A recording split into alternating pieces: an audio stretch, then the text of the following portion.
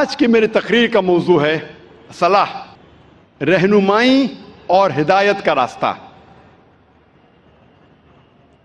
صلاح کا جب ترجمہ کوئی انگریزی میں کرتا ہے تو اکثر اس کا ترجمہ کرتے ہیں پریئر، اور جب ہم اس کے معنی دیکھتے ہیں آکسفورڈ ڈکشنری میں، پریئر کے معنی ہیں to beseech, to ask for help, کسی سے مدد مانگنا۔ یہ ترجمہ صلاح کا صحیح نہیں ہے۔ جو ہم صلاح کے بعد دعا مانگتے ہیں، the supplication we do، اس کے معنی ہے مدد مانگنا، کیونکہ صلاح میں ہم اللہ سے مدد مانگنے کے علاوہ ہم اس کی تعریف بھی کرتے ہیں، ہم اس کا شکریہ ادا بھی کرتے ہیں اور اللہ سے ہدایت بھی پاتے ہیں۔ اسی لیے ٹو پرے، مدد مانگنا، صلاح کا پورا ترجمہ نہیں ہے اور ہم اسے صحیح نہیں کہہ سکتے۔ اردو میں جو ہم ترجمہ کرتے ہیں نماز، یہ پرشین لفظ سے آتا ہے، اسے کہتے ہیں بندگی۔ یہ ترجمہ کافی حد تک صحیح ہے، انگریزی ترجمہ پریئر سے اور صحیح ہے۔ اور انگریزی میں صلاح کو پسند کرتا ہوں کہنے کے لیے پروگرامنگ، یا عام زبان میں کہیں گے برین واشنگ، دماغ کی صفائی کرنا۔ لیکن کوئی اگر کہیں گا آذان سننے کے بعد آپ کہاں جا رہے، اور کہیں گے I'm going for brain washing، میں دماغ کی صفائی کرنے کے لیے جا رہا ہوں، تو عجیب لگتا ہے۔ تو کہ انگریزی میں کہیں گا کہ میں پریئر کے لیے جا رہا ہوں، مجھے کوئی حرج نہیں ہے، لیکن یہ کہنا چاہتا ہوں پریئر جو انگریزی لفظ ہے وہ صلاح کا صحیح ترجمہ نہیں ہے۔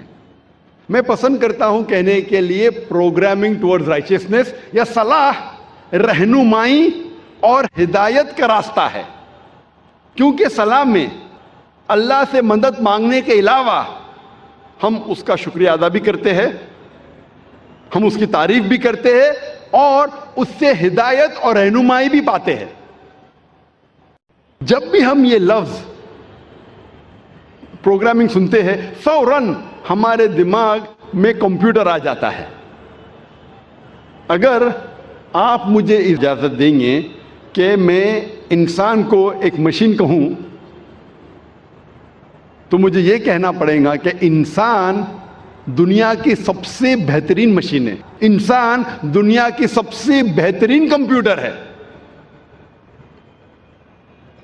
اور اکثر یہ عام ہے کہ جب ہم صلاح پڑھتے ہیں اکثر ہمارا ذہن بھٹکتا ہے۔ یہ عام بات ہے، یہ کچھ نئی بات نہیں، ہم جانتے ہیں، لیکن کئی بار کسی ذکر نہیں کریں گے، لیکن ہم سب جانتے ہیں کہ اکثر جب ہم صلاح پڑھتے ہیں تو ہمارا ذہن بھٹکتا ہے۔ اگر کوئی طالب علم کوئی امتحان کا پیپر دینے کے بعد جب صلاح پڑھ رہا ہے تو صلاح میں وہ سوچیں گا سوال نمبر 2 کا جواب میں نے ایسے کیوں دیا، اگر ویسے دیتا تھا تو اچھا ہوتا۔ وہ عورت سوچیں گی کہ میرے شوہر کے لیے آج میں کیا پکاؤں، چکن بریانی یا مٹن پلاؤ۔ یہ صلاح میں ہی سب ہمیں خیال آتا ہے۔ وہ بزنس مین سوچے گا، تاجر سوچے گا کیا میں کس کا دھندا کروں، کون سے تجارت میں مجھے زیادہ فائدہ ہے۔ تو صلاح میں ہمارا ذہن بھٹکتے رہتا ہے، اور یہ عام بات ہے، بھٹکنا چاہیے نہیں، لیکن بھٹکتا ہے۔ کیوں؟ کیونکہ اکثر ہم مسلمان 80% سے زیادہ مسلمان ہم عربی نہیں جانتے، اور جب ہم صلاح میں جو آیتیں پڑھتے ہیں قرآن مجید کی، مثال کے طور پر سورہ فاتحہ پڑھنا فرض ہے، ہم جب سورہ فاتحہ پڑھتے ہیں ہمیں سورہ فاتحہ اتنے اچھی طریقے سے یاد ہے کہ اگر نیند میں سے ہمیں کوئی اٹھائیں گا 2 بجے رات کو اور کہیں گا سورہ فاتحہ پڑھو، تو ہم 100 میل کی رفتار پہ پڑھ سکیں گے، کیونکہ ہمیں سورہ فاتحہ بہت اچھی طریقے سے یاد ہے۔ نیند میں بھی آپ بولیں گے تو ہم 100 میل کی رفتار پہ سورہ فاتحہ پڑھ سکیں گے۔ اور ہمارا ذہن جو اللہ سبحانہ تعالیٰ نے ہمیں دیا ہے، the brain Allah has given us، وہ اتنا پاورفل ہے کہ یہ سورہ فاتحہ ہمارے ذہن کا ایک دم چھوٹا سا حصہ استعمال ہوتا ہے، کیونکہ ہمیں پوری طریقے سے یاد ہے، منہ زبانی یاد ہے، اور ہم 100 میل کی رفتار پہ پڑھ سکتے. تو سورہ فاتحہ پڑھنے کے لیے ہمارا بہت چھوٹا سا ذہن، بہت چھوٹا، ایک دم کم ذہن استعمال ہوتا ہے، باقی ہمارا ذہن خالی ہے. An empty brain is a devil's workshop. یہ انگریزی میں کہاوت ہے کہ خالی دماغ شیطان کا کارخانہ ہے، خالی دماغ شیطان کی فیکٹری ہے. اور سائنٹیفکلی ہمارا دماغ خالی کبھی رہ ہی نہیں سکتا. یہ سائنس کے تو کیا کرتا ہے، دماغ بھٹکتا ہے، سوچتے رہتا ہے کیا کروں، کیا پکاؤں، کیسا تجارت کروں، کل کیا کروں، کیا پہنوں. تو ذہن کو بھٹکنے سے روکنے کے لیے سب سے بہترین طریقہ ہے کہ اگر ہم عربی زبان نہیں جانتے تو جو ہم عربی آیتیں پڑھ رہے ہیں اس کے ساتھ ساتھ اس کا ترجمہ بھی دہرائیے.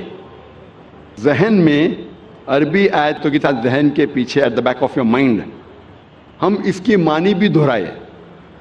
اگر آپ کو اردو میں مہارت ہے تو اردو میں دہرائیے، انگریزی میں مہارت ہے تو انگریزی میں دہرائیے، ہندی میں مہارت ہے تو ہندی میں دہرائیے، مراٹھی میں مہارت ہے تو مراٹھی میں دہرائیے. لیکن جو زبان میں آپ کو مہارت ہے اس زبان میں ان آیتوں کا ترجمہ اپنے ذہن کے پیچھے دہرائیے.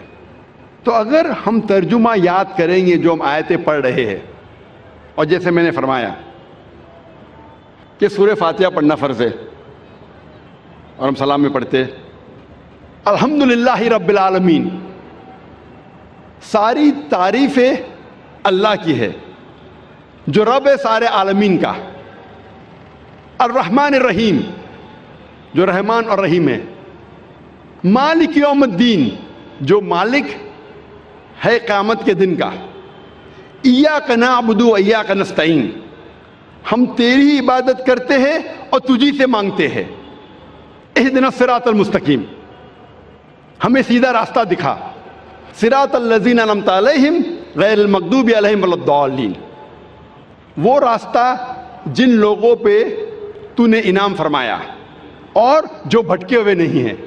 تو جب ہم سورہ فاتحہ پڑھ رہے ہیں اس کے ساتھ ساتھ اگر ترجمہ دہرائیں گے تو انشاءاللہ ہمارا ذہن نہیں بھٹکے گا. لیکن جب آپ کو عادت ہو جائیں گی ترجمہ دہرانے کی، یہ بھی میکینیکل ہو جائے گا. ابھی آپ کا ذہن کا تھوڑا اور حصہ استعمال ہو رہا ہے لیکن یہ بھی میکینیکل ہو جائے گا.